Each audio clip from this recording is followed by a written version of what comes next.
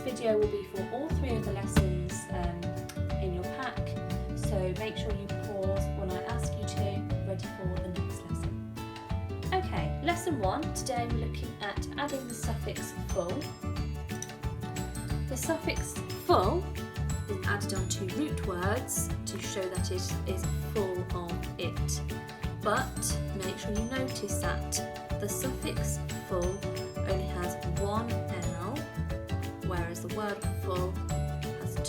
So remember, when you're writing, if you're adding the suffix full, the correct spelling is 1 L. Okay, so we have hopeful, it's showing that something is full of hope.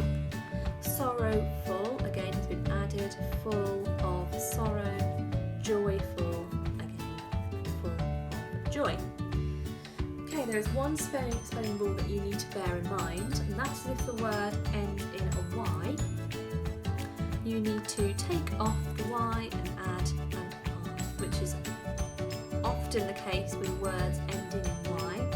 When we add suffixes, we often replace it with an I. So, beautiful, full of beauty, again, I've taken off my Y, I've added an I, and I've added my suffix to show that it's full of beauty. Plenty, there's plenty of it, so I've taken my Y off, added in my I, and added my suffix, full.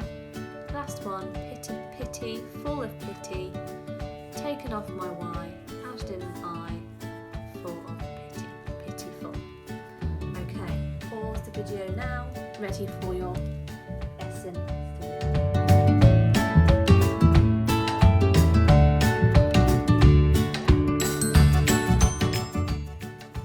Okay, this is lesson 3, day 3, and we're looking at commas for meaning, to clarify meaning. So we've looked at commas quite a lot in school and in year 5. We've used them to separate items in a list.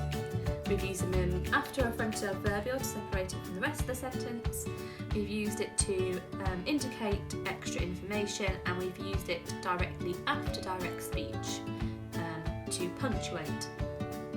Today we are clarifying. So we have the same words here, the only difference is we have a comma in between them in the second example. This changes the meaning completely. So this one says lower please. It is saying lower the please, or the sign please. So that's the instruction, is lower please. This one, lower please, with my comma, this part is the instruction. This part is to say please, can you lower it? So the instruction is lower. Lower, comma, please. Lower the painting. Further down here, lower the sign. So it's completely different meaning just by including our comma. I've given you another example because your task is, or one of your tasks is to illustrate the phrases and sentences that have been changed simply with a comma. So one of the examples is blue bearded man. So blue bearded man, blue comma bearded man. In this example, because there's no comma, it's not a list of adjectives, so it's not an expanded noun phrase. Here it is talking about the beard is blue. It's a blue beard, therefore he is a blue bearded man. In this example where we have our comma, it is an expanded noun phrase, so we have a blue bearded man. So he is blue and he has a beard. So see how it's changed the meaning completely. Have a go at your activities now and pause the video, ready for lesson 4.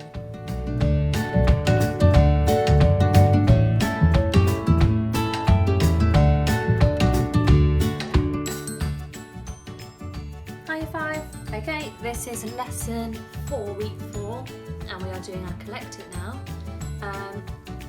We are collecting language for a setting description of that really calm and peaceful picture, or the 2 pictures that you have on your learning pack. So we have picture of the scene, which is the hills and mountains, and then we have a closer up picture, which is of a house that is kind of nestled amongst all those hills that you can see in the first picture. So we're setting the scene, so we need to think about what you can see, how you want the reader to feel. So I'm going to ask you to divide your page or whatever you're using into 4 sections, and I want us to collect language for the trees and foliage, the weather, the hills and mountains, and the cottage. So you have lots of great language in your learning pack that I've given to you. So use that and divide it into the sections. Then you can start to add your own in as well. So you can also use the waggle. I use an online thesaurus for lots of good language. Or if you have any books in your house that have a similar setting, you might want to use that as well to add into your collect it.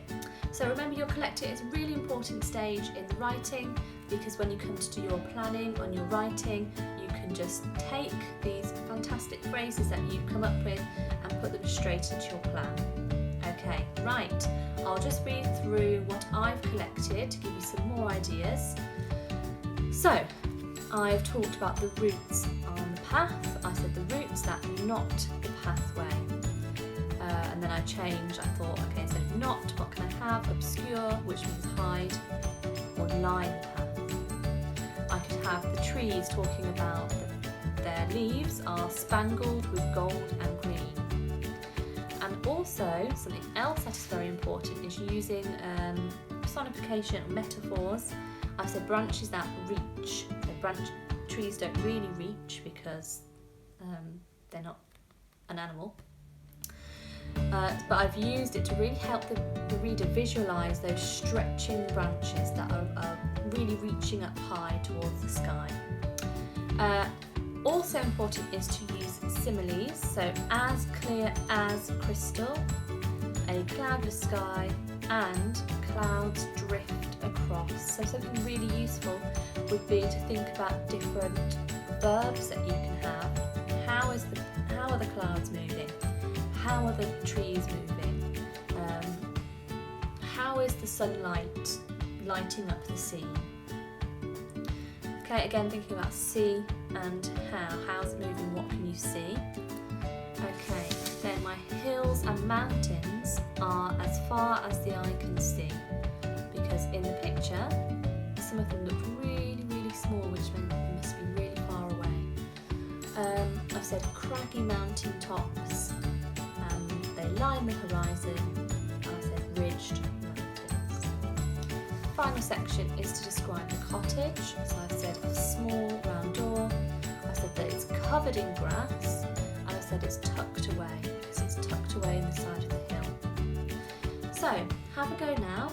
Use the language here, the language in the waggle, the language in your learning packs, your own ideas, and an online thesaurus.